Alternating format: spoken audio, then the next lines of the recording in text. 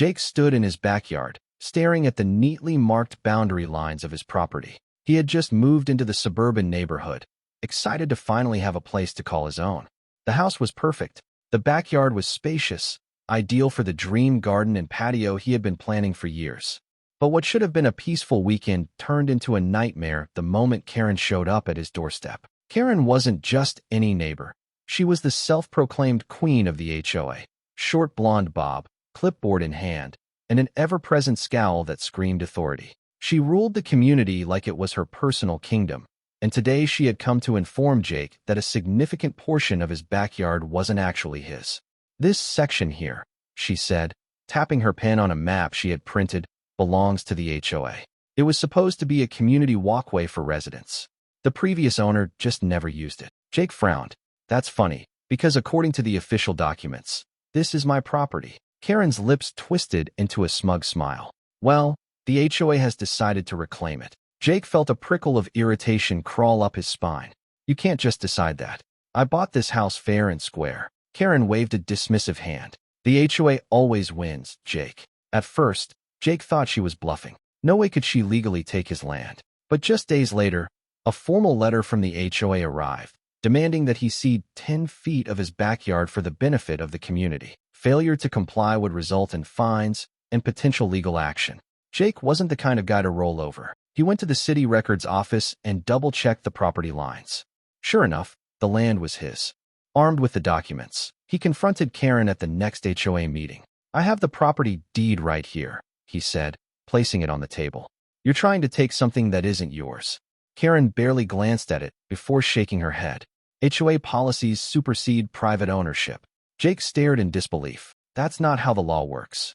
Karen leaned forward. "Jake, let me explain something. I've been running this HOA for 10 years. Everyone who lives here follows my rules. If you fight me, you will lose." The other board members sat silently, clearly unwilling to challenge her. Some homeowners exchanged sympathetic glances with Jake, but none of them spoke up. That's when he realized something. Karen had done this before. After the meeting, Jake started talking to his neighbors. One by one, they told him about past victims who had tried to push back against Karen's iron grip. A family down the street had been forced to remove a custom-built shed because Karen didn't like how it looked. Another homeowner had been fined thousands over a fence that was already there when they bought the house. "She makes up rules as she goes," one elderly neighbor whispered. "You either follow them, or she finds a way to make your life miserable." And that's exactly what started happening to Jake. Within a week, he began receiving bogus HOA violation notices. First, he was fined for improper lawn maintenance, despite his yard being in pristine condition. Then, he got a citation for having unauthorized backyard furniture, even though he only had a simple patio set. It didn't stop there. Karen began publicly shaming him in the HOA newsletter, calling him uncooperative and a threat to community harmony. His mailbox filled with passive-aggressive complaint letters from the HOA. Even worse, his water and electricity were briefly shut off, an accidental error that just happened to occur right after another argument with Karen. The final straw came one morning when Jake stepped outside and saw that his property markers had been removed. In their place stood a freshly installed HOA sign declaring the area as a future community walkway. Karen was waiting for him. "Looks like it's official now," she said, arms crossed, her smug expression practically radiating triumph. Jake clenched his fists. He had tried reason. He had tried fighting back legally. But this was war. A lesser man might have given up, but Jake wasn't about to let some overzealous HOA dictator steal from him. If they wanted to play dirty, then so would he. And that's when the idea struck him. A crazy, insane, completely over-the-top idea. He was going to make sure that if the HOA wanted his land so badly, they would never be able to use it. He was going to build a 20-foot wall around it. Jake wasted no time. If Karen wanted a fight, he was more than ready to give her one. He started with the most logical step: lawyers. After doing some research, he found a local attorney specializing in property disputes. When he explained the situation, the lawyer chuckled and said, "Sounds like you've got yourself a classic HOA tyrant." Jake smirked. "So what do we do?" The lawyer looked over the documents and property deed. "Well, legally, she doesn't have a case. Your property lines are crystal clear. We'll send a cease and desist letter and remind the HOA that they have no legal right to your land." Within 48 hours, the letter was drafted, signed, and delivered straight to Karen's doorstep. Jake made sure to personally hand it to her. She barely glanced at it before scoffing. Legal threats? Cute. You really don't understand how this works, do you? Jake held his ground. I understand that you're trying to steal from me, and I'm not letting it happen. Karen laughed. Oh, Jake, the HOA has dealt with tough guys like you before. Just wait. You'll crack eventually. Jake clenched his jaw. If Karen thought a piece of paper would stop her, she had another thing coming. The next morning, he woke up to 2 fresh violation notices taped to his door. Excessive lawn height, even though he had cut the grass just 2 days ago, and unauthorized decorations, referring to a small bird feeder in his backyard. Jake sighed. So this was how she wanted to play it. Fine. Instead of just dealing with the HOA on his own, Jake decided to go on the offensive. He started talking to more neighbors, gathering stories about Karen's ridiculous enforcement tactics. As it turned out, people had a lot to say. A couple down the street had been forced to repaint their house 3 times in a single year because Karen kept claiming the color was off. One family had their trampoline confiscated because it was deemed a safety hazard, despite no such rule existing in the HOA guidelines. Another homeowner had received a fine for parking his car in his own driveway overnight. Jake compiled all of their stories and put together a document exposing Karen's abuse of power. Then, he emailed it to every single homeowner in the neighborhood.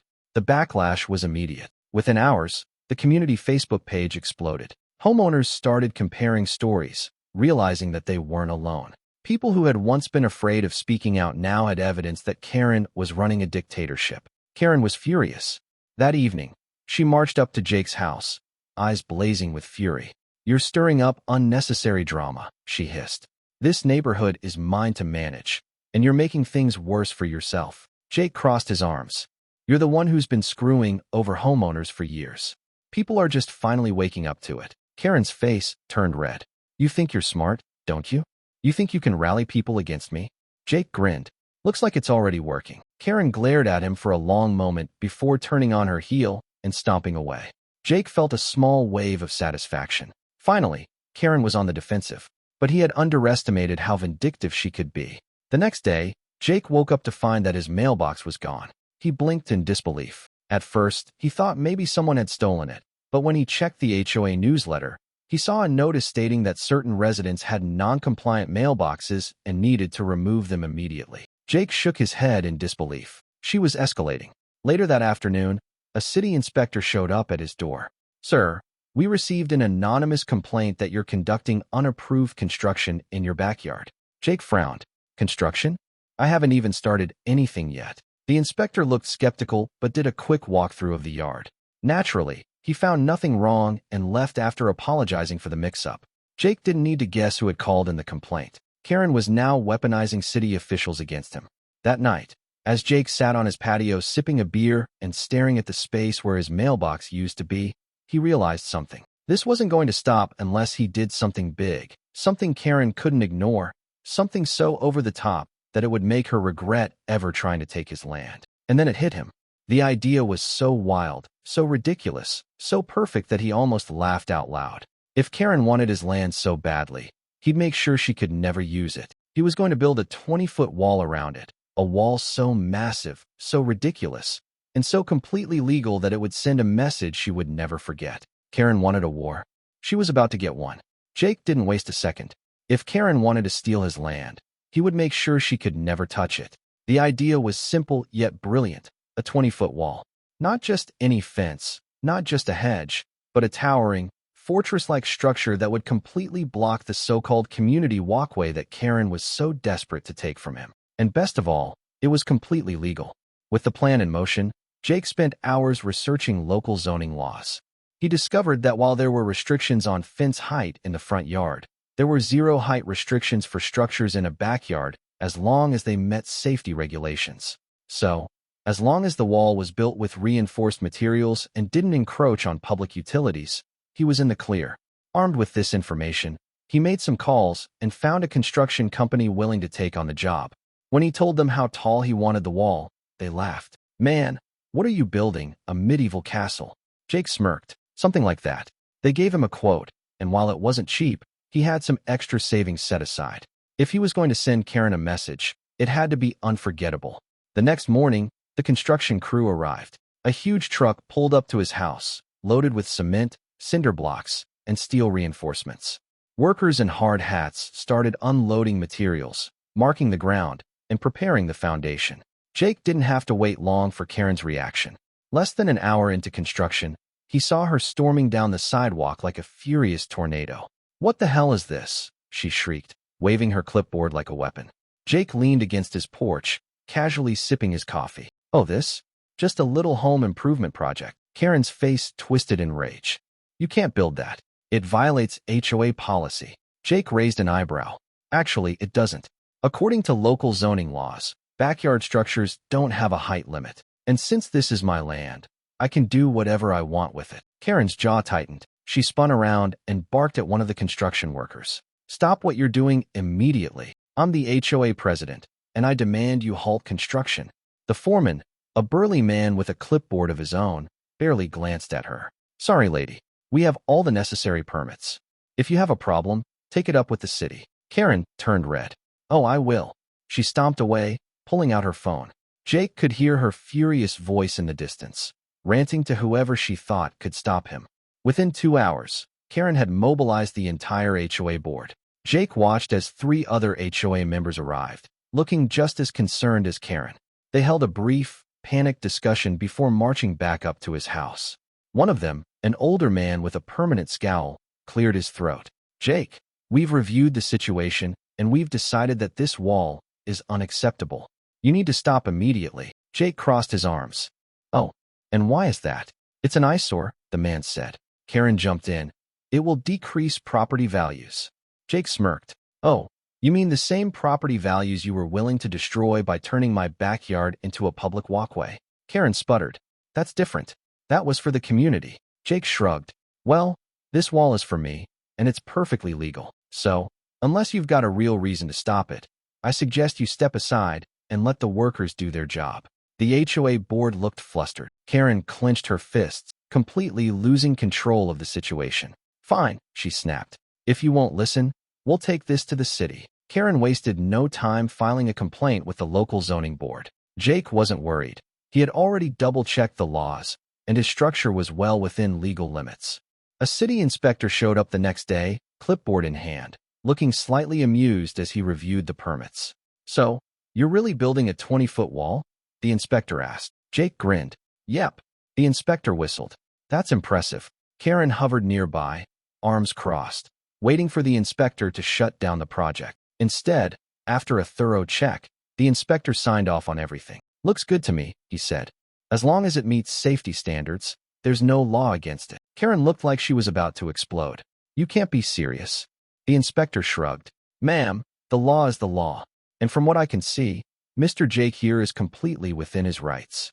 Jake turned to Karen with a wide, satisfied smile. "Well, that settles it then.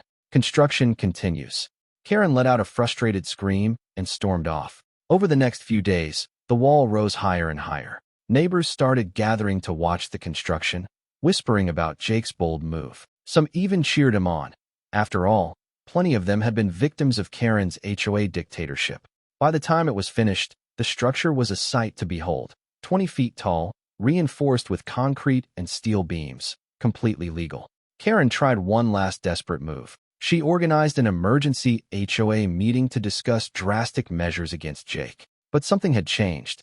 Instead of siding with her, the community started turning against her. People were sick of Karen's reign of terror. They were sick of the unfair rules, the corruption, the bullying. And Jake had just done what everyone else was too afraid to do.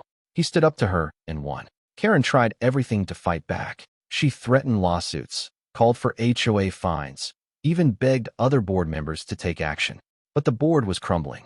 Jake's wall had become a symbol of resistance. Other homeowners started filing their own complaints against Karen, digging into her history of abuse. Within weeks, the HOA board called for a vote to remove her as president. When the votes were counted, the result was overwhelmingly in favor of kicking her out. Karen was officially dethroned. As she stormed out of the final HOA meeting, defeated and humiliated, Jake stood proudly in front of his wall. She glared at him one last time. "You think you've won?" she hissed. Jake smirked. "I don't think. I know." As Karen stomped off down the street, the entire neighborhood erupted in cheers. The HOA had lost, and Jake's land was his, forever. Jake knew Karen wasn't the type to accept defeat quietly. She had been humiliated, stripped of her power, and left with nothing but a burning hatred for him and his glorious 20-foot wall. So he wasn't surprised when he received an official-looking legal summons in his mailbox. Karen was suing him. The lawsuit claimed that the wall was a public nuisance, in violation of HOA aesthetics, a threat to property values, and a safety hazard that could collapse. It also demanded that Jake remove the wall immediately and pay a ridiculous fine for damages to the community. Jake stared at the paperwork and let out a low chuckle. She really wasn't going to give up. The problem was that Karen wasn't just acting alone this time. She had gathered the last of her HOA allies and convinced them to pour HOA funds into a full-blown legal case against him. This wasn't just petty revenge anymore. This was war. Jake immediately called his lawyer. "This is their final move," the lawyer said after reviewing the lawsuit. "They're trying to bankrupt you into submission." Jake clenched his jaw. "Can they win?" The lawyer smirked. "Not if we fight back the right way." The first step was to file a counterclaim, exposing Karen's corruption and HOA abuse. Jake and his lawyer gathered every complaint, every fabricated violation, and every shady HOA action Karen had ever committed. They compiled testimony from neighbors who had been harassed. They even obtained financial records showing that Karen had been using HOA funds for personal expenses. The trial day arrived, and Jake walked into the courtroom with confidence. Karen was already there, sitting smugly at her table, flanked by her team of overpriced lawyers. She shot him a look that said, "This is the end for you." Jake just smiled. The proceedings began with Karen's lawyer presenting the HOA's case. They argued that the wall was ugly and reduced property values. Jake was a menace who refused to comply with community standards. The HOA had every right to dictate what happened in his backyard. Karen sat back, arms crossed, smug as ever. Then it was Jake's turn. His lawyers stood up and calmly presented their case. The wall was 100% legal. Jake had every permit and followed every zoning law. The HOA had no jurisdiction over his backyard, as his deed predated their claim. And most importantly, Karen had been abusing her power for years. Then came the bombshell moment. Jake's lawyer handed the judge a folder filled with evidence of Karen's corruption, emails showing her altering HOA rules for personal gain, financial records proving she used HOA money for herself, statements from homeowners describing her bullying and harassment. The courtroom went silent. Karen's face turned ghost white. The judge slowly flipped through the documents, then looked up at her. "Miss Karen, do you have anything to say for yourself?" Karen opened her mouth, then shut it. She was trapped. Jake could see the panic in her eyes. Her smugness was gone. Her lawyers whispered furiously, trying to salvage the case, but it was too late. The judge ruled in Jake's favor. Not only did he get to keep his wall, but the HOA was now under a formal investigation for mismanagement and financial fraud. The best part? Karen was personally fined thousands for her misuse of HOA funds. As the gavel slammed down, Jake turned and caught Karen staring at him. Her expression was pure, unfiltered rage. Jake just smiled and mouthed, "You lost." With the court case over, the HOA completely fell apart. Karen was forced to step down. The remaining board members, afraid of facing legal consequences, either quit or voted to dissolve the HOA entirely. The homeowners celebrated, finally free from Karen's tyranny. And Karen? She had to sell her house to cover her legal fees. She packed up and left the neighborhood in shame, her reign of terror officially over. As Jake stood in his backyard, looking up at his beautiful, towering wall, he couldn't help but laugh. Karen tried to take his land, but in the end, she lost everything. And he won. The dust had settled. Karen was gone. The HOA was dissolved, and Jake had won the war. With the lawsuit behind him, Jake expected life to return to normal, but he quickly realized that his 20-foot wall had taken on a life of its own. One morning, Jake woke up to find a group of strangers standing outside his house, taking pictures of the wall. At first, he thought it was just a couple of curious neighbors, but then more people started showing up. By the end of the week, his street had become a mini tourist attraction. People from neighboring towns came just to see the HOA Karen wall. Local news stations picked up the story, running dramatic headlines like, "Homeowner takes down corrupt HOA with 20-foot wall," and "Suburban Warfare, the Battle of the Backyard." TikTokers, YouTubers, and bloggers started showing up, filming reaction videos. Jake even got a call from a producer asking if he'd be interested in selling the rights to his story for a TV drama series. At this point, Jake wasn't sure whether to be annoyed or proud. With Karen gone, the remaining HOA board members had crumbled, but some of them still clung to hope of reviving the HOA. One of the last standing board members, a frail, nervous-looking man named Mr. Sutton, came to Jake's door one afternoon. "Jake," he said with a nervous chuckle, "we'd like to offer you a deal." Jake raised an eyebrow. "A deal?" Mr. Sutton cleared his throat. "Well, given the, recent events, we're hoping to re-establish trust with the community. And, he gestured toward the massive wall behind Jake. "We'd really like you to reconsider taking it down." Jake smirked. "Oh, you want the wall gone now?" Sutton gulped. "Well, it's, causing a bit of a scene. Property values, you know? And with all the press." Jake cut him off. "You mean it's embarrassing for the HOA?" Sutton forced a smile. "Let's be reasonable. If you agree to remove the wall, the HOA will offer you financial compensation." Jake folded his arms. "How much?" Sutton hesitated. $10,000? Jake burst out laughing. Sutton turned red. "What's so funny?" Jake wiped a tear from his eye. "You think I'd take down the greatest monument to HOA resistance for 10 grand? Sutton sighed. "Okay, fine. $25,000. Final offer." Jake pretended to consider it. Then he leaned in, grinning. "Make it $100,000 or dissolve the HOA completely." Sutton's face paled. "Totally dissolve it." Jake nodded. "Yep. No more HOA. Forever." Sutton stammered. That's not possible." Jake shrugged. "Then I guess the wall stays." Sutton left in defeat, and the wall remained, standing taller than ever. Jake had originally built the wall as a symbol of defiance, but now it had become legendary. People started leaving notes and drawings on it, treating it like a local landmark. One day, a group of college students approached him with a wild idea. They wanted to paint a massive mural on the wall. At first, Jake wasn't sure, but when he saw their design, he couldn't say no. Over the next few weeks, the students worked tirelessly, transforming the gray concrete into a vibrant masterpiece. The mural featured a cartoonish version of Karen clutching an oversized HOA rule book with steam coming out of her ears, a heroic figure standing tall, arms crossed in front of the wall, representing homeowners standing up to corruption, and bold graffiti-style letters reading, "Never let an HOA Karen win." The community loved it. The mural went viral, drawing even more attention to the story. Jake's house had officially become a historical landmark in the battle against HOA tyranny. One day, Jake received a letter from the city council. At first, he braced himself for bad news. Maybe they were going to force him to take the wall down after all. But when he read it, his jaw dropped. The city was offering him a deal. They wanted to buy the land around the wall and turn it into a public park dedicated to HOA reform. They even proposed renaming it Karen's Last Stand Memorial Park. Jake nearly choked on his coffee. At first, he thought they were joking, but after meeting with city officials, he realized they were dead serious. They even offered him a hefty check in exchange for making it an official city landmark. Jake thought long and hard, and then he made a decision that would go down in neighborhood history. Instead of selling the land, Jake did something even better. He turned it into a free public space, but with one major condition. He installed a plaque on the wall, right at the entrance of the new park. It read, "This wall stands as a reminder. Never let an HOA Karen take what's yours." Beneath it was a picture of Karen's furious face, mid-argument, frozen in time forever. The park was officially opened, and within days, it became one of the most visited spots in town. Tourists came from all over to take pictures, sign their names on the wall, and share their own HOA horror stories.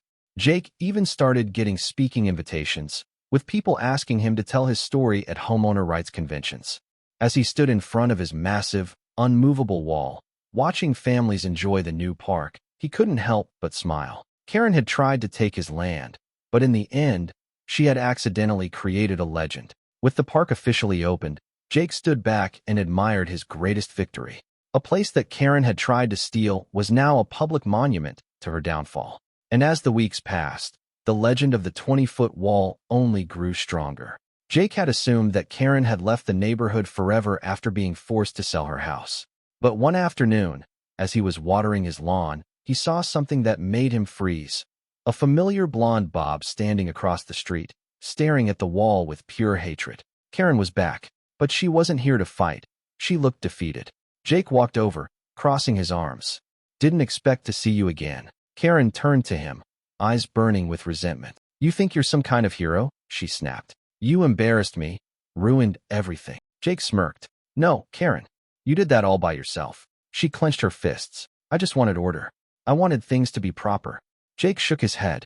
No, you wanted control. And when you couldn't get it, you tried to take what wasn't yours. Karen scoffed. And what now? You get to be a legend while I'm treated like a joke. Jake chuckled. That's exactly what's happening, yeah. Karen stared at the massive mural of her own face, painted in cartoonish rage. She let out a bitter laugh. You won, she muttered. Then, without another word, she turned and walked away. Jake watched as she disappeared around the corner, knowing in his heart that this was the last time he'd ever see her. Karen was officially history. With Karen out of the picture, the community flourished. Homeowners reclaimed their freedom. Unfair HOA fines were refunded. People started beautifying their properties without fear of retaliation. The neighborhood transformed overnight. And with the famous wall now an official landmark, local businesses thrived from the increase in tourism. Even better, some former HOA board members, realizing their mistake, helped draft a new set of fair, reasonable guidelines for the community. But they made one thing very clear. There would never be another HOA president, ever.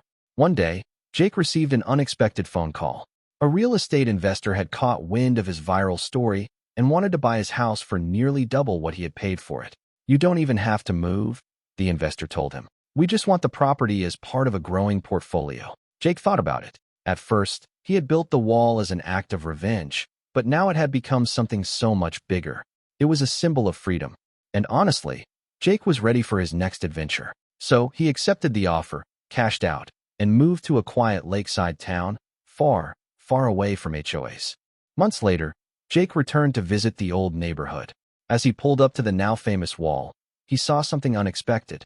A group of kids were playing near it, laughing and running around the park. An elderly couple was taking photos in front of the mural, and a young couple standing near the plaque was reading his story out loud. Jake felt a deep sense of satisfaction.